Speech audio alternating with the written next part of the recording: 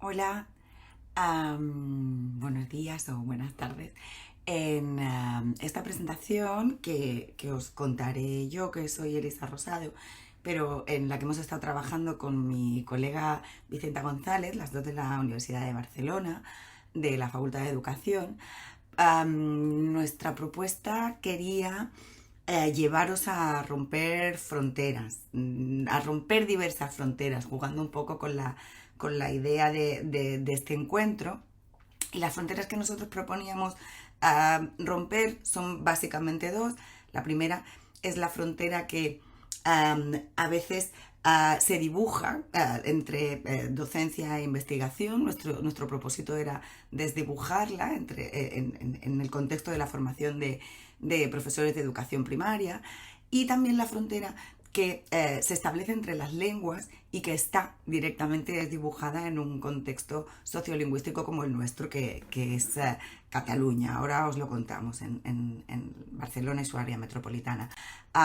El objetivo de nuestro proyecto era, como os decía, ese, ¿no? Desdibujar esa línea, por una parte, entre maestro, docente e investigador, y por otra parte, indagar en los usos lingüísticos propios de la comunidad en que viven, ¿no? Y poner esos dos contextos en relación, tanto por lo que respecta al ámbito educativo como por lo que respecta a contextos cotidianos, ¿no? De la vida cotidiana, con la idea de revisar las creencias sobre el uso que se hace de las dos lenguas en nuestro contexto social y educativo.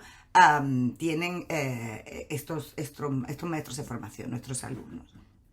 Bien, el contexto para el que se propone es una asignatura de cuarto curso del grado de maestro de educación primaria, que se llama Català y Castellà, Llengües en Contacte. Es una asignatura optativa y que nosotras hemos impartido en estas últimas dos ediciones, en el año pasado, curso 21-22, y este mismo año, curso 21-23. Ahora os contamos qué es lo que nos proponíamos.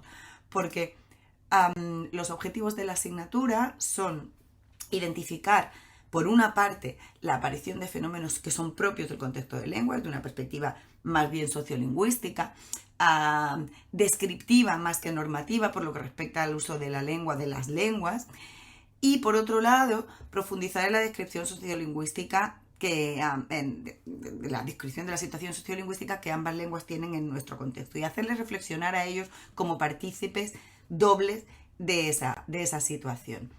Entonces, el punto de partida recoge esta idea de reflexión por parte del implicado, esta idea de la actividad cognitiva que supone las prácticas y los usos lingüísticos propios de una comunidad bilingüe, multilingüe como la nuestra, ¿no? Lo que implica en términos de uso de la lengua y qué implica en términos de habilidades cognitivas de desarrollo de esta reflexión metalingüística, ¿no?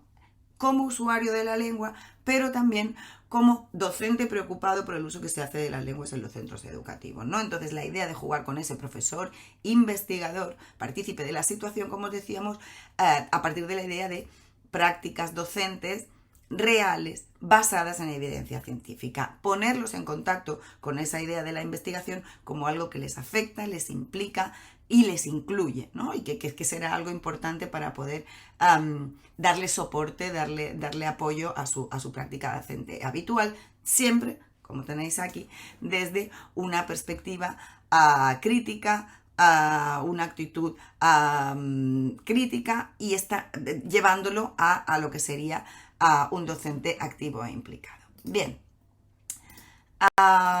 sí, así de mono queda. Vale, la metodología que nosotros les propusimos en estos dos cursos para estos chicos, este alumnado investigador, el año pasado tuvieron que diseñar, a partir de la revisión de cuestionarios previos relacionados con usos y prácticas bilingües, ellos diseñaron el cuestionario de usos lingüísticos y prácticas docentes de maestros de educación primaria en Cataluña.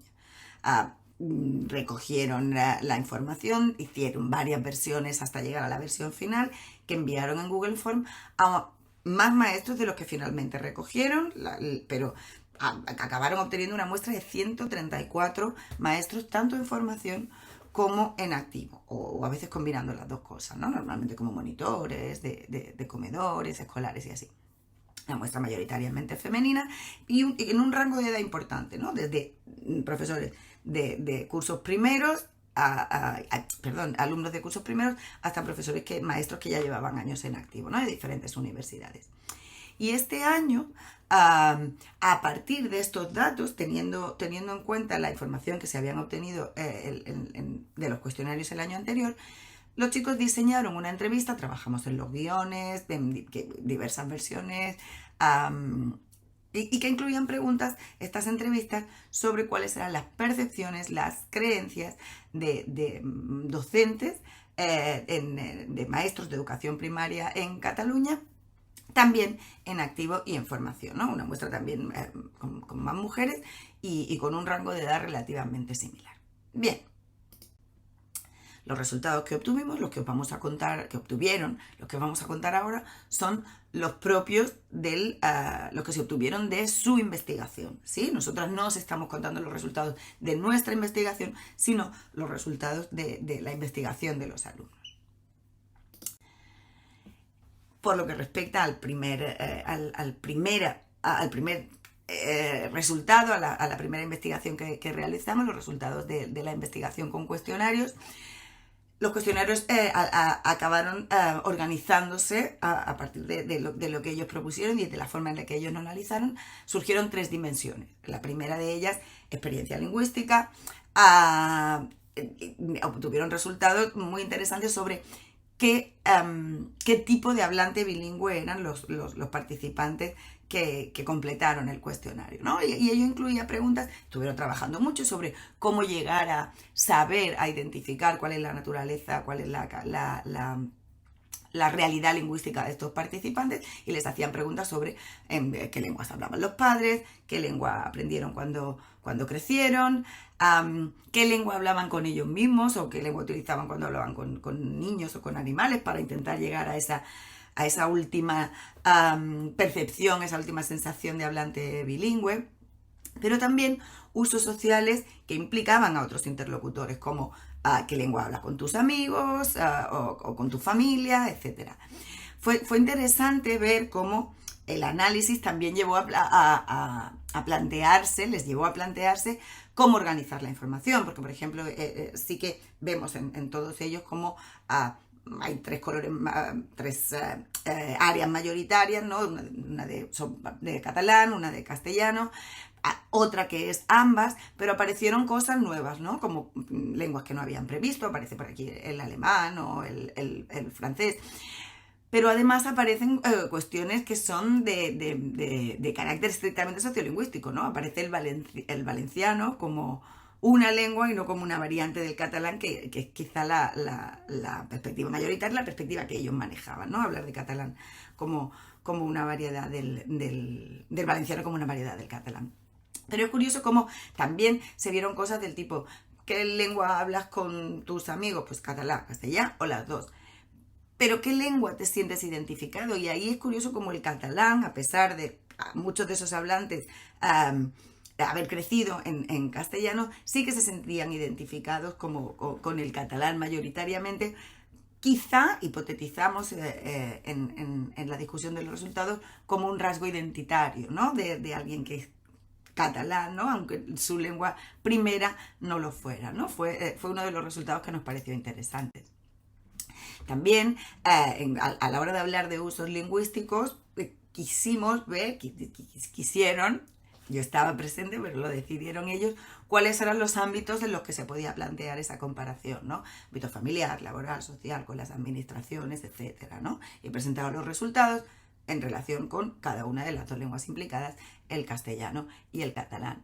Y luego también se decidió, revisando otros trabajos que habían utilizado cuestionarios similares, incluir diferentes ámbitos no estrictamente personales, o sea, no estrictamente presenciales, por ejemplo, ¿no? Entonces la idea de las redes sociales, por ejemplo, salió y hubo comentarios interesantes sobre diferentes redes sociales aquí especializándose por lengua, ¿no? Y ellos se observaban a sí mismos cambiando de lengua en diferentes redes. Fue una conclusión, un dato interesante que encontraron. Ahí. Ahora, bien, la última dimensión, que era la relativa a las prácticas docentes, es decir, que estos maestros en formación y en activo que observaban, que se planteaban como desde las dos perspectivas en las aulas, qué importancia le daban a cada una de las dos lenguas en el aula, ¿no? Y qué representación tenían las lenguas en el aula, ¿no? Qué decía el currículum, qué decían las aulas, cómo ellos se adaptaban a las diferentes situaciones de su propio alumnado, daba resultados muy interesantes y que supieron discutir. Ahora os contamos cómo. La segunda parte, la investigación que los chicos han llevado a cabo en la edición de la asignatura de este año, hablaba más de cuáles eran las percepciones personales. La muestra era mucho más reducida, una perspectiva eminentemente cualitativa de la investigación, y se recogió la participación, se recogieron las declaraciones de estos 8 maestros que os decíamos anteriormente, ¿no? En activo y en formación. Y fue muy bonito como a partir del análisis de contenido de las entrevistas que hicieron, tuvieron diferentes guiones, 4 grupos diferentes, los pusieron en común y aparecieron a la hora de analizar el contenido diferentes categorías generales que los chicos supieron dividir en subcategorías para proponer el análisis, para discutir el contenido de las entrevistas que habían realizado, ¿no? Como categoría general, pues finalidad del uso del catalán y del castellano en las aulas, ¿no? Con los niños, ¿no? Y las declaraciones de los participantes, ¿no?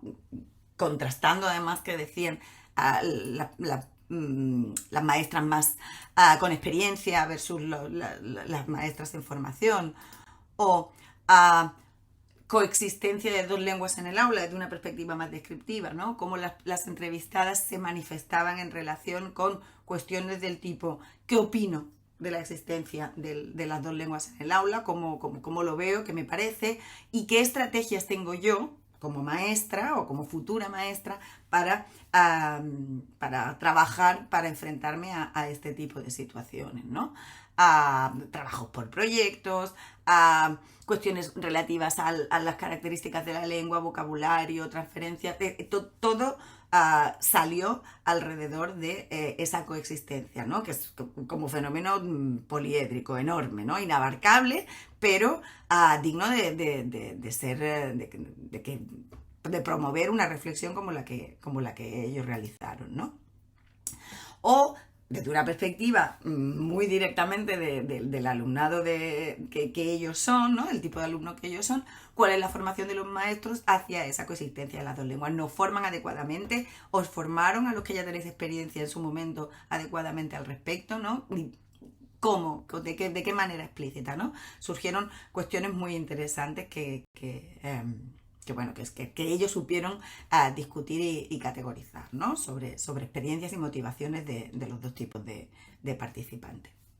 Las conclusiones a las que llegaron en relación con la experiencia y usos lingüísticos definían e identificaban al catalán como lengua vehicular, evidentemente, si bien identificaban el riesgo que corre en una sociedad en la que hay más lenguas presentes, en la que no todo el mundo tiene muy claro que la normalización lingüística tenga que estar allí, a pesar de que es la única manera de preservar una lengua minoritaria. Surgían cuestiones muy interesantes, ¿no? Y diferentes perspectivas de diferentes alumnos también. El catalán relegado al contexto educativo, mientras, como habían dicho otras investigaciones, otras lenguas, el castellano y quizá otras lenguas queda más confinado a usos sociales, al patio dentro de la escuela, por ejemplo. Y quizá uno de los resultados más bonitos es cómo ellos vieron que son flexibles esos maestros, ¿no? Tanto ven esa flexibilidad propia de la sociedad en la que ellos mismos han crecido, cómo se adaptan a una situación u otra dependiendo de lo que tengan en clase, ¿no? De cuál sea el material humano que les llega a clase y en qué condiciones lingüísticas les llega, ¿no? Ellos se pueden adaptar, ¿no? Es interesante. Pero también desde una perspectiva relacionada con los cambios que se producen durante su formación, específicamente de las prácticas docentes, además de detectar esa flexibilidad, reconocerla en otros y en ellos mismos, desde una perspectiva estrictamente académica, reconocen que esa elaboración del cuestionario, de esta elaboración de las entrevistas, les ha resultado provechosa y les ha llevado a caminos de reflexión que de otra manera quizá no habrían transitado, ¿no?